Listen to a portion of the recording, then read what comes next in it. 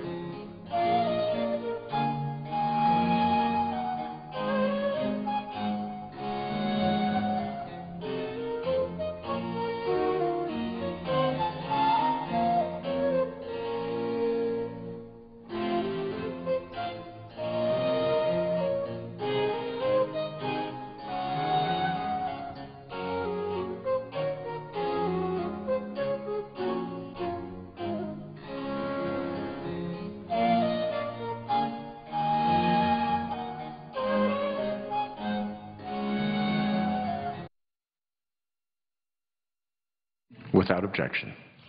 Mr. President, I rise today to speak on the bill that is before the Senate now, the Rebuild America Jobs Act. The Rebuild America Jobs Act contains a variation of a bill that I am co-sponsoring. We call it the BUILD Act. It is the Building and Upgrading Infrastructure for Long-Term Development Act. We call it BUILD. But the changes that have been made in the bill that is before us today are untenable, and I cannot support it.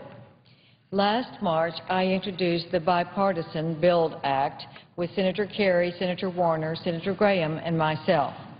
It puts forward a method of addressing our infrastructure needs that I think is the right way forward.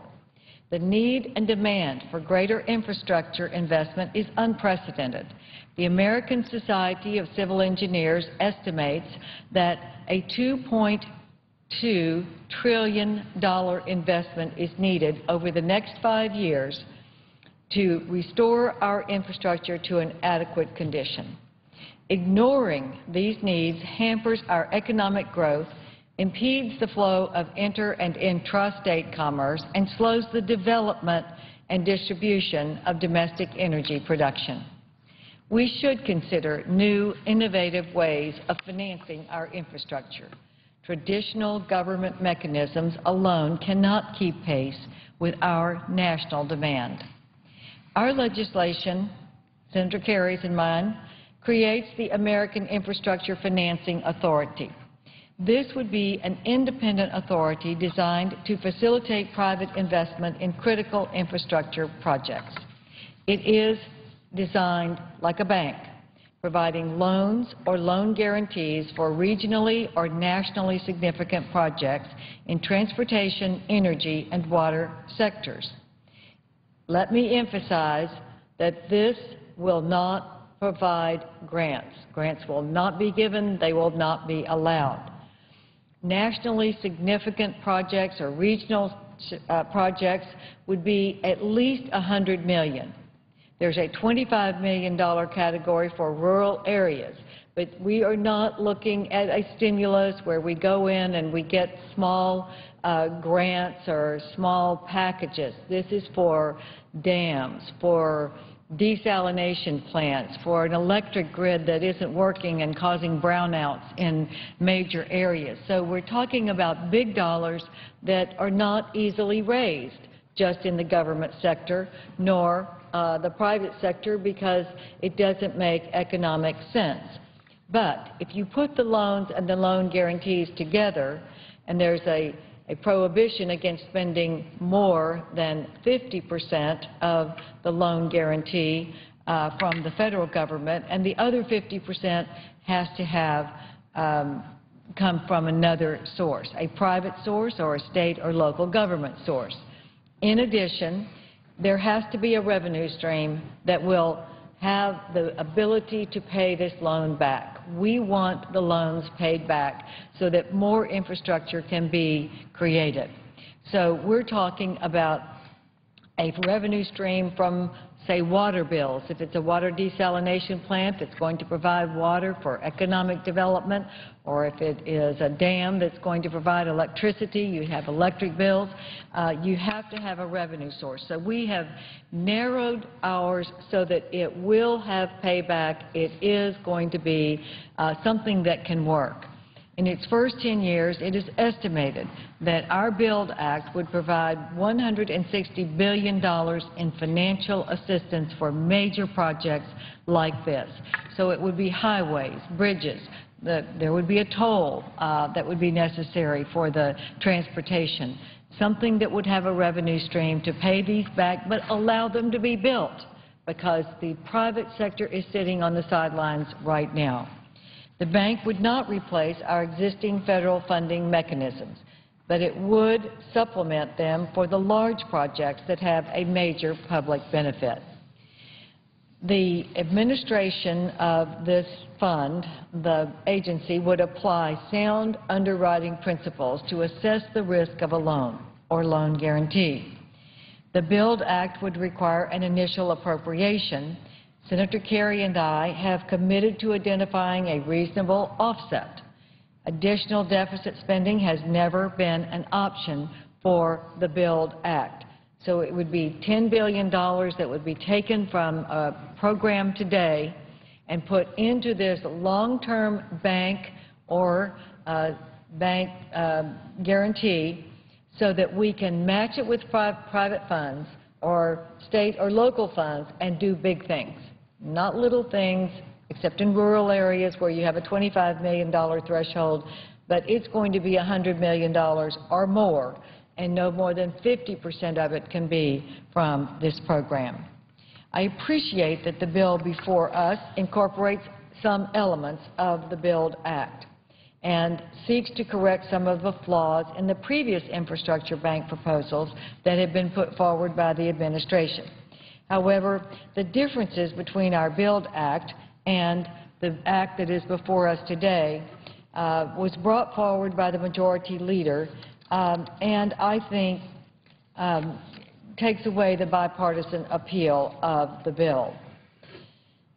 Let me also say that there is, in addition to the $10 billion that is in our long-term plan that Senator Kerry and I introduced, a $50 billion stimulus package, which is why I couldn't possibly support this bill. It's another $50 billion stimulus package. Roads, bridges, airports, and transit systems. I appreciate the need for investment, obviously.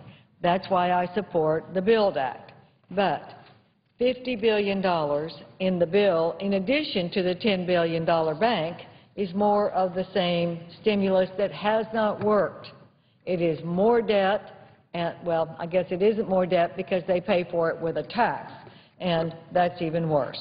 So the bill that has the $50 billion is added, and it's paid for with a surtax on people who are making more than $1 million a year, and mostly from their businesses.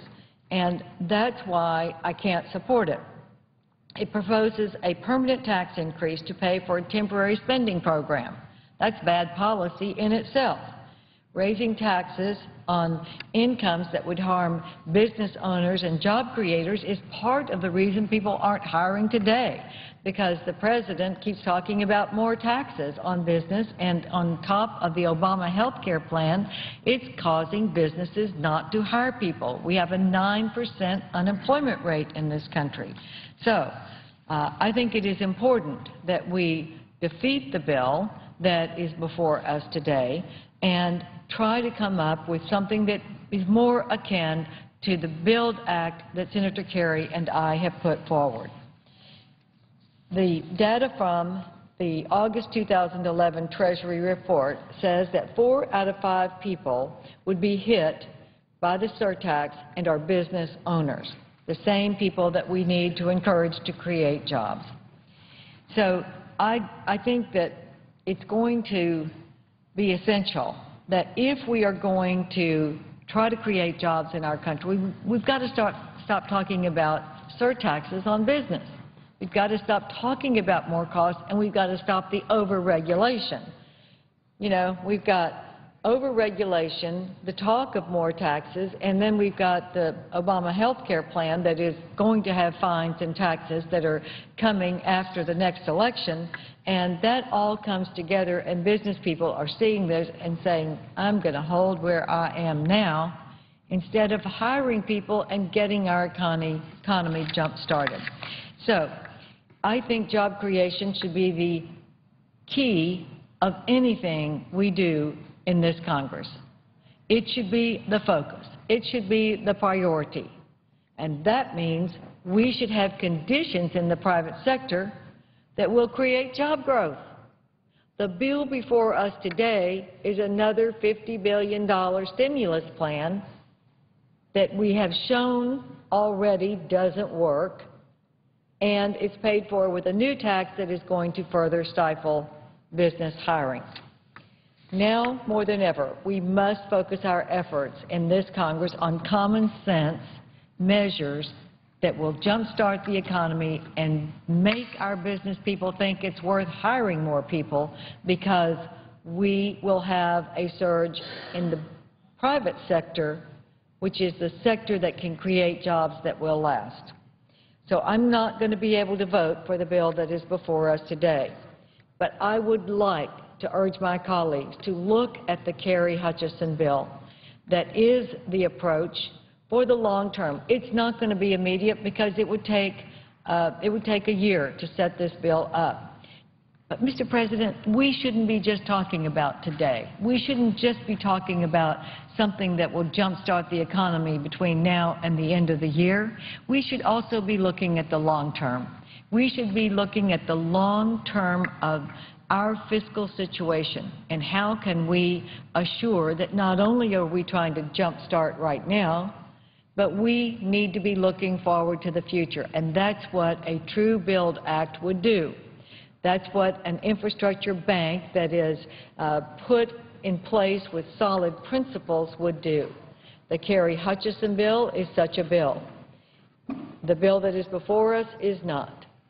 I hope that we will be able to have a chance for our bill to go through the Finance Committee, to get the suggestions from our colleagues on ways to strengthen it. But the bill before us today would hurt our economy, hurt job creation, and that's not the direction we should be going.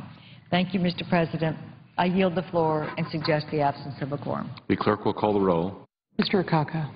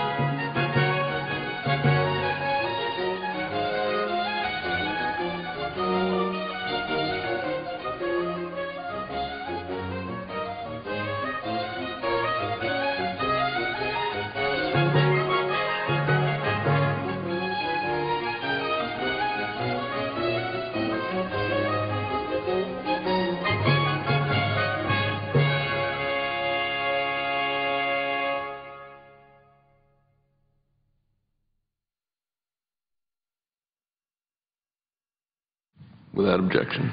Mr. President, I just left the meeting with President Obama in the White House, and we discussed the jobs bill that's pending before the United States Senate. It's a bill which the President put together and presented to Congress almost 2 months ago. He invited the Republicans at that time to come forward with their ideas in the hope that we could come up with a bipartisan approach to dealing with the 9% or plus unemployment in our country and the 14 million people out of work, not to mention another 10 million who are underemployed and could do better with a better job. We had a briefing this morning from economists from Labor and Business who talked about some of the realities facing America today, and they are daunting. That 1 out of 5 men in this country are out of work, that we've seen since 1969 a 28% decline in the purchasing power of working families in America, that we're seeing growth rates which are at least anemic and maybe even worse in terms of the future of our economy. There are those who are criticizing the President and saying that his approach is all wrong, but what those who criticize him offer is nothing. Nothing. There is no Republican plan for creating jobs in this country. It is a litany of complaints that they've had about the federal government for decades. For example, they argue there are too many rules and regulations, and that's what's impeding job growth. I just spent 2 straight weeks going across Illinois visiting with businesses large and small that have done well in this recession. Not a single one has raised that issue. None. I don't think that's a real issue. It's an issue that we should be concerned about. When it comes to job creation, it is not an issue with causation. Secondly, the Republican approach has been, and consistently so, that the most important thing they can do is to protect the income taxes paid by the wealthiest people in America. That's not why I was sent to Congress.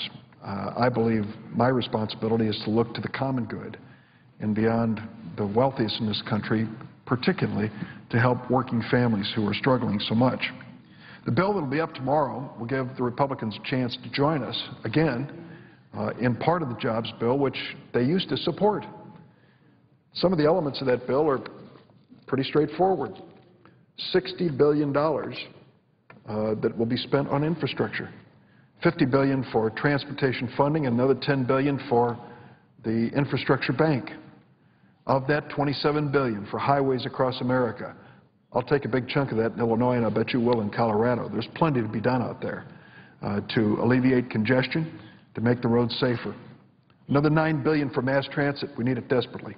Mass transit, of course, keeps people off the highways, moves them back and forth to work in the most economical way, and our mass transit systems in Illinois and most places could use a shot in the arm with an investment for safety and for reliability. $4 billion for high-speed inner-city passenger rail corridors. That is working. In Illinois, proof positive. Almost $1 billion in our state. We got the money, incidentally, that the Republican governor of Wisconsin said he didn't want. We said, we'll take it in Illinois, and the people in Wisconsin can wave when the train goes by. We're going to put that money into better rail beds, faster service, more reliability. We broke all records in Amtrak passenger volume just a few weeks ago, 30 million passengers, the most ever in any one year in Amtrak history. 82% of passengers say they're satisfied with the good service at Amtrak. It's an enterprise that has a lot of support in America, and we want it to grow. Unfortunately, the other side has come out against it many times. So the President puts $2 billion directly into Amtrak. They could use it for new trains, new locomotives, and new passenger cars built in America. How about that? Good-paying jobs in our country. $3 billion for Tiger and TIFIA grant loan assistance. $2 billion for FAA airport improvement grants, $1 billion for FAA next-gen air traffic control. And for the record, those of us who fly in airplanes every week think this is long overdue. The air traffic control system in America is based on science that is decades old. It goes back to World War II. And it's time to move beyond it, and we can, but we need to invest in to make sure that that happens. And then $10 billion for the National Infrastructure Bank. That's absolutely critical for us so that we can continue to grow and continue to build. When I look at this, what it translates into is pretty amazing.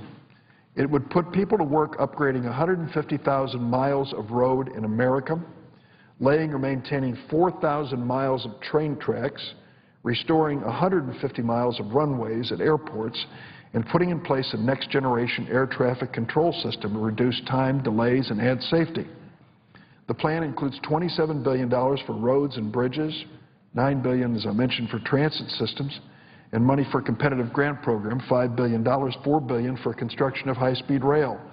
It's no wonder that this has been supported not only by the labor unions, they want to put people back to work, but by businesses all across America that have an interest in highway construction. The National Infrastructure Bank of $10 billion will leverage private and public capital to fund a broad range of infrastructure projects. The bank would be based on a bill introduced by Senators John Kerry and Kay Bailey Hutchison of Texas, which has been endorsed by the U.S. Chamber of Commerce. So unless you think these are all Democratic ideas with no business support, one of the central elements here, the Infrastructure Bank, has the support of the Chamber of Commerce. It builds on legislation offered by Senators Rockefeller and Lautenberg and longtime bank champion Congresswoman Rosa DeLauro. So how do we pay for this? And I think that's where the conversation starts falling apart on the floor of the Senate.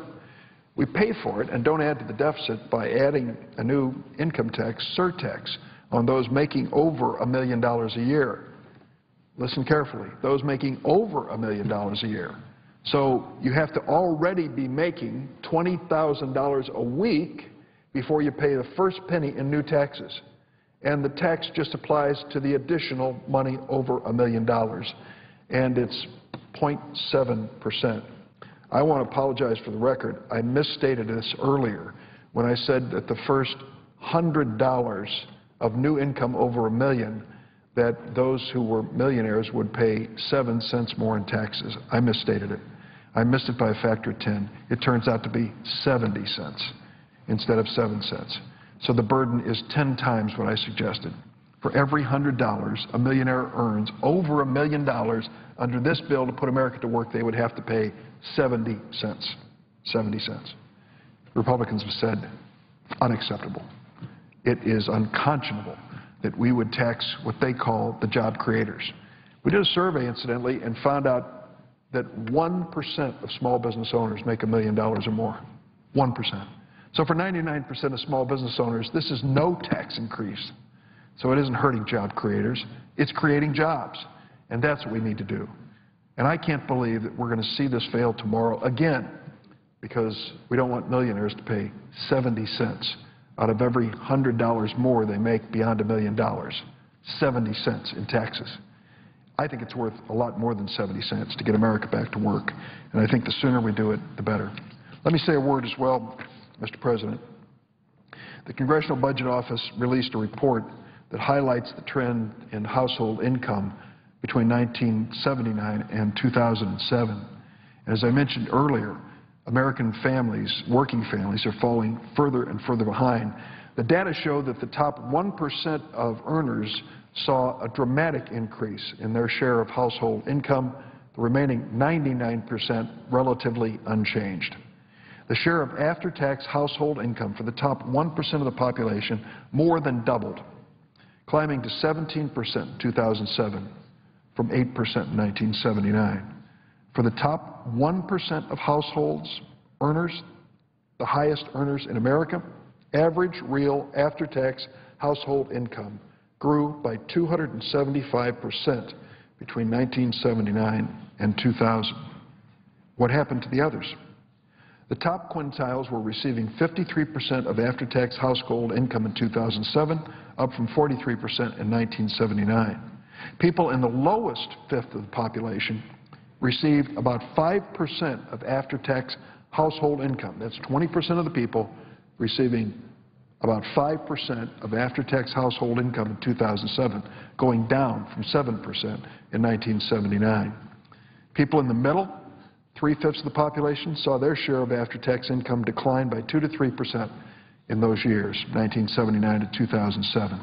So if you wonder why people are sitting in tents in these Occupy areas and why there is a rage across America, it has a lot to do with this.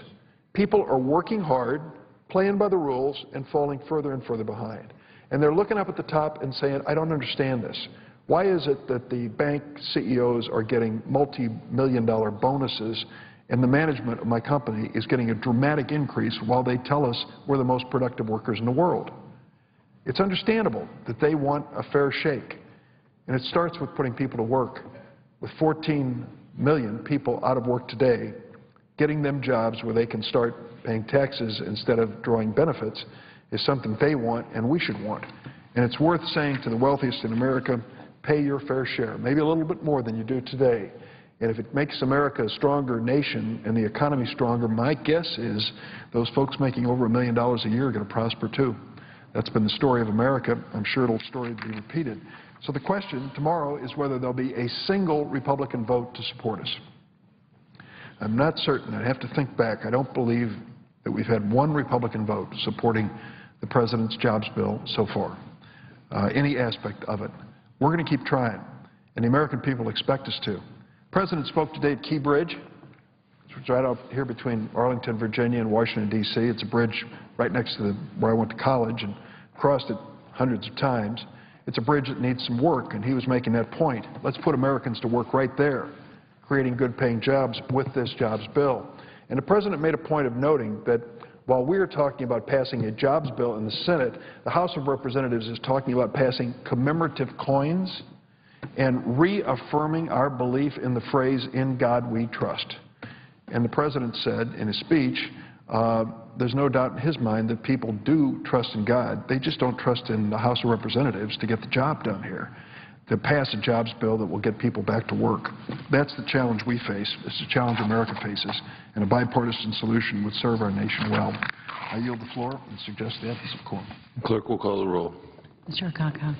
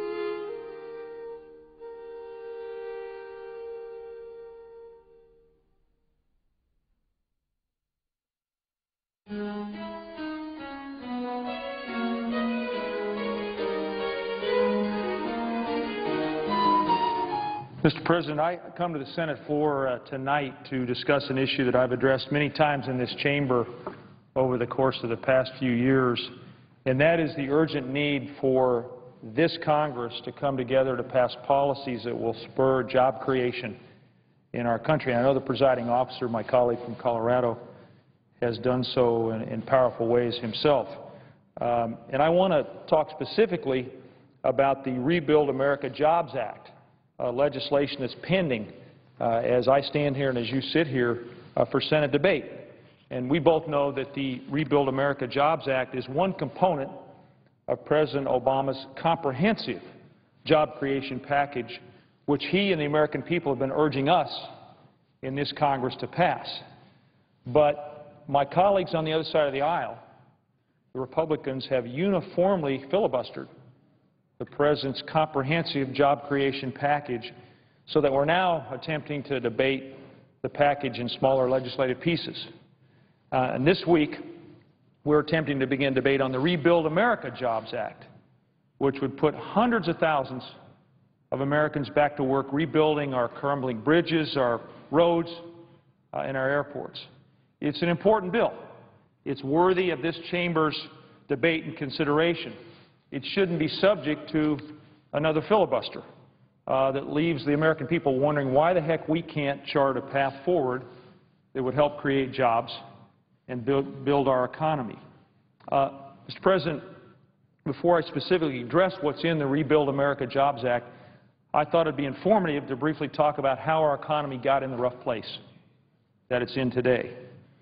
We are 3 years removed from a near global economic meltdown. If you think about it, in the final year of the Bush administration, we lost nearly 4.5 million jobs.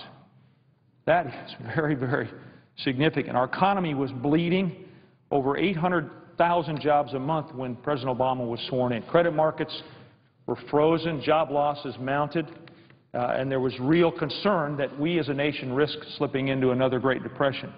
Presiding officer remembers all too well, as we all do, the concerns and the dynamics that were present at that point.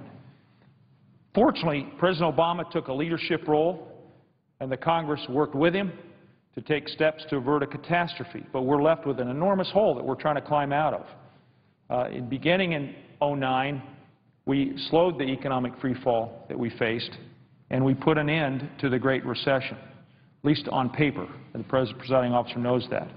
But as typical of any recession, let alone the Great Recession, job growth has trailed economic growth. Now, under the President's leadership, in just the last year and a half, the economy's added nearly 2 million jobs. We're nearly halfway to restoring the jobs lost under the Bush recession. Yet with unemployment at 9.1% nationwide, we still have a long, long way to go. Now, as I mentioned beginning my remarks, in order to speed up economic recovery and bring down this stubborn unemployment rate, the President presented to us just a few months ago an ambitious job creation package called the American Jobs Act.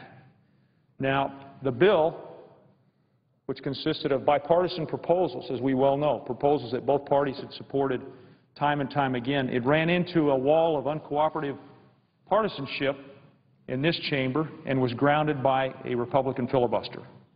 Now, Mr. President, you and I both adhere to the concept of bipartisanship, working with the other party, but this kind of obstructionism has become way too common in the modern Senate, and it really, truly is getting in the way of our capacity, our desire to create jobs.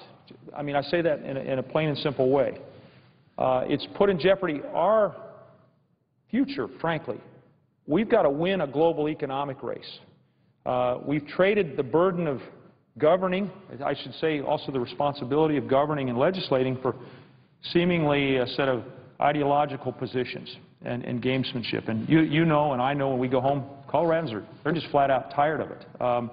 They want their elected leaders to lead, to work across the aisle, produce some results that will help working Americans, that will help small businesses. And I couldn't agree more with our citizens at home.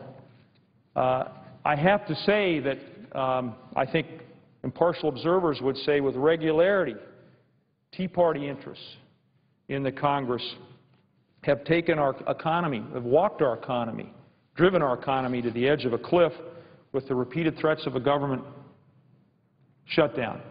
And if I can use the words of my colleague from Colorado, can you imagine a city government leader allowing Denver, for example, to forfeit and default on its financial obligations? It wouldn't happen.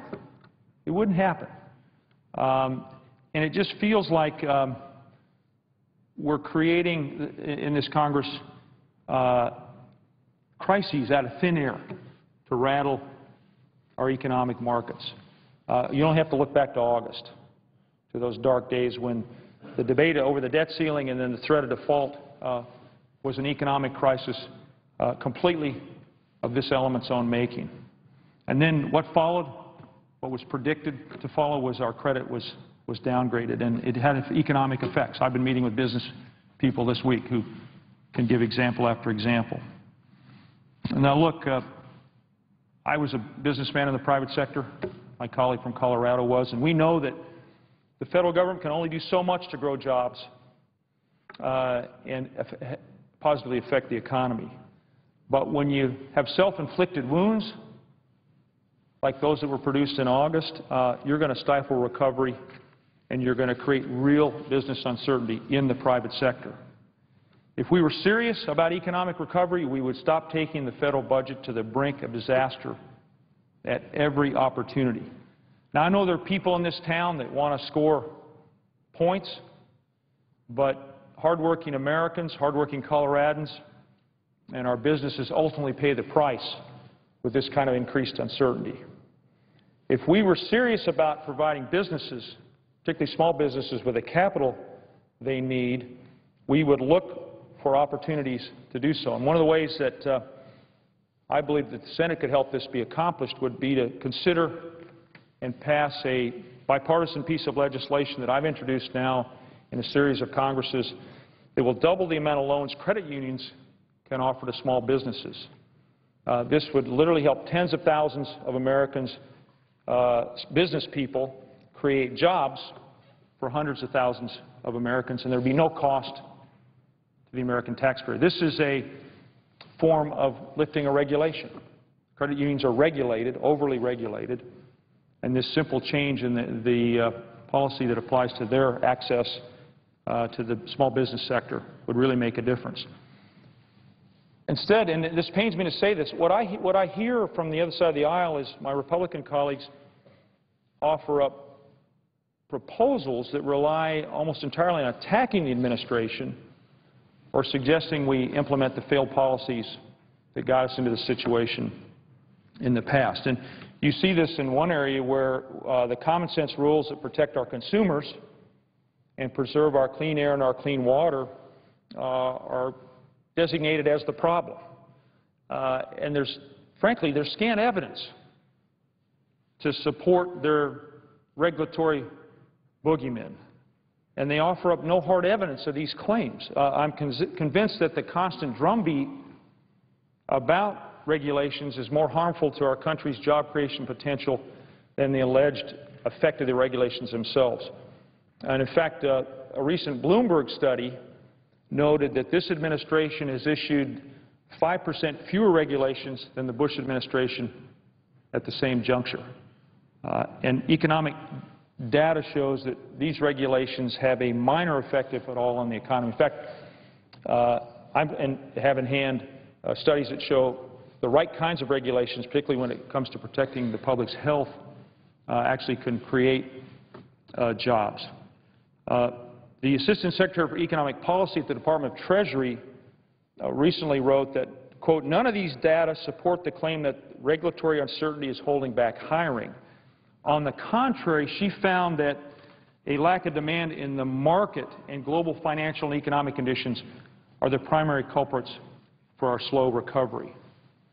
And this jives with what we hear generally from business leaders who, by large margins, point to a lack of demand and uncertainty in the marketplace as the primary barriers to their businesses, not federal regulation. What feeds this uncertainty and lack of demand is the constant political threats to send our economy off a cliff and the constant scare campaign that tells Americans to fear the Obama administration. And, Mr. President, I'm not unsympathetic to the plight of the regulated sectors of our economy. President Obama put it well. He said we should have no more regulation than the health, safety, and security the American people require. And we should make compliance with the regulations that we have as easy as possible. And that's why, again, I don't want to overstate this, but that's why I've taken steps to eliminate unnecessary federal red tape, such as easing the cap on how much credit unions can loan to small businesses. But to constantly spread fear about our government's work to provide appropriate oversight, protect consumers, and ensure clean air and clean water is to further uncertainty and worsen the lack of demand that we see in our economy. So, Mr. President, to break through this, I don't use this word lightly, this nonsense about the effect regulations are having, President Obama has offered a real path forward based on sound economics and bipartisan ideas. The Rebuild America Jobs Act was introduced yesterday. As I said, it's a part of the President's overall comprehensive approach. It was introduced yesterday, and I hope we can move to debate this important infrastructure bill. We're going to have a vote tomorrow morning, I believe, that would allow the Senate to move to actually debating the bill, and it would significantly and immediately boost job creation across the country. We'd be able to ensure that we keep our roads and our bridges and other infrastructure safe while investing in new projects that will stimulate businesses to invest and begin to create new, good-paying, American-based jobs, the type of jobs that can't be shipped overseas. The American people, without question, overwhelmingly support the ideas in this pro-jobs bill. It's all about investing in the futures of hardworking Americans and making sure that they have the tools to achieve the American dream.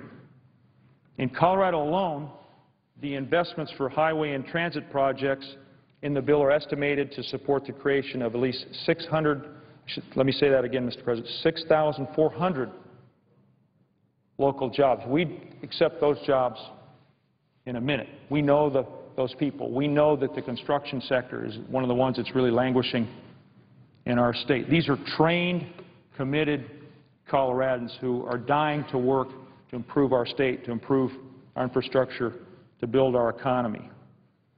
Why is that important just beyond our state, beyond our country? Well, we can't compete if we don't have the infrastructure that allows commercial activity to thrive. That's been one of our competitive advantages for decades. And our competitors are not sitting back and waiting for us. They're investing in their infrastructure now. You don't have to go any further than China, India, Africa, South America. Those countries, those continents are investing in their infrastructure. Mr. President, what was really heartening is that recently we've seen a great coalition, one that maybe we could mirror here in the Congress, support the President's proposal. That is the AFL-CIO, the leading labor organization in the United States, that speaks for all of the various unions across our country, allied with business interests like the U.S. Chamber of Commerce. These are diverse interests. They're often at loggerheads. They've come together to urge us to pass such a measure that would build America. Now, the bill won't solve all of our infrastructure challenges. It won't respond to every infrastructure opportunity that we have. For example, we ought to reauthorize the Federal Aviation Administration. That's another less than valiant effort we've made this year. As presiding officer knows, we left here in August with the FAA not funded, and that cost us some economic growth. It put people out of work even for a week or two. That was too much time to be out of work. But we ought to reauthorize fully the Federal Aviation Administration and in the process upgrade our national system of air travel.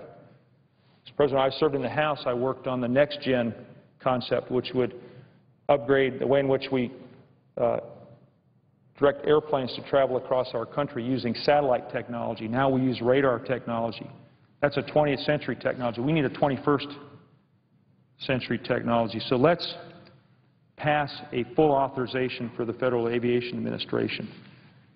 We ought to pass a robust highway bill. For too long we haven't had full funding and full direction on a robust highway bill. And I want to applaud the bipartisan work that's gone into that. Senators Boxer, Inhofe, Baucus, and Vitter, who've taken the first steps on a bipartisan proposal to do just that. Mr. President, I note that many of my Republican colleagues object to the Rebuild America Jobs Act on the grounds that we would pay for it with additional revenue from those who make annually more than $1 million. But I want to just point out that the American people disagree with them. Polls show close to 70% of Americans support offsetting the cost of the bill, because we're going to pay for this. We've heard that message loud and clear. That those who make over $1 million a year could help shoulder more of the burden. And I know I talk to people who've done quite well at home in Colorado who are willing to make that kind of investment if they see the return on the investment. And American people are ahead of us on this. They know that it's a matter of simple fairness. Now, if I were in an ideal world, therefore I'm running the show, I would make some changes to the bill. to address our broader infrastructure challenges. I would fold in the FAA. I would fold in the highway bill that I mentioned. But let's take the first modest step. Let's open the floor of the United States Senate to debate on the Rebuild America Jobs Act, just like the American Jobs Act more generally. We could discuss how to pay for it. What's the best mechanisms? Perhaps there's another way to pay for it. But let's begin the process. Mr. President, I want to close by focusing on our home state of Colorado. I return home as you do almost every weekend and take the time to hear out my fellow citizens, those that hired me to represent them in the Senate, and they will briefly complain about our inability to get things done here, as you know, even the simplest things, it seems like this year. And I know my colleagues have similar experiences, but they quickly move to what they're doing at home and how they're making their lives better. I get energized by their commitment to working in their own communities. The other thing I don't hear much at home is a litmus test as to what political party you're a member of or what their concerns are about who's up for re-election next year or not. They come together all across our state, in Alamosa and Durango and Grand Junction, out in Sterling. The list goes on of communities that come together. And that isn't to say there isn't disagreement or that the solutions come easy, but they don't deal in the kind of partisan bickering that's become so common here. So I know the presiding officer feels that that sense of possibility at home. So let's match that sense of possibility. Let's match their energy. And we can take some heart from the fact that our economy is beginning to show some signs of improvement. The Department of Commerce's report for the third quarter showed a 2.5% growth in gross domestic product. That's welcome news and signals that we're slowly making progress. Yet I want to underline, unemployment remains stubbornly, maddeningly high at 9.1%. We must do better. And I hope we can start by a minimum voting tomorrow to at least debate the Rebuild America Jobs Act. Let's end the filibusters, particularly when it comes to starting a debate. I mean, literally, we're not even going to debate this bill. If we were to open the debate tomorrow, in a few days' time, we would have to have an additional cloture vote to end debate on the bill itself. If the minority, my Republican colleagues, don't want to move to end debate, they certainly have that option at that time. But let's keep faith with the description of the United States Senate, which was one of my motivations for wanting to represent Coloradans here, which is the most deliberative legislative body in the world. If we are the chamber that many look to for debate, for time spent to understand the best policies for the country, let's keep faith with that. Let's keep faith with our obligations as U.S. Senators. So the time for filibusters is over. Let's go to work on behalf of the American people. I remain optimistic. I think we can bring creativity and a sense of cooperation. That's what we see at home. That's what happens in Colorado. That's what happens in all the states that are represented here. That's the American way. Let's bring the American way to the United States Senate and put Americans back to work. Mr. President, I thank you for your patience, your interest, your partnership, your service to the state of Colorado and the United States itself, and I note the absence of a quorum. The clerk will call the roll. Mr. Akaka.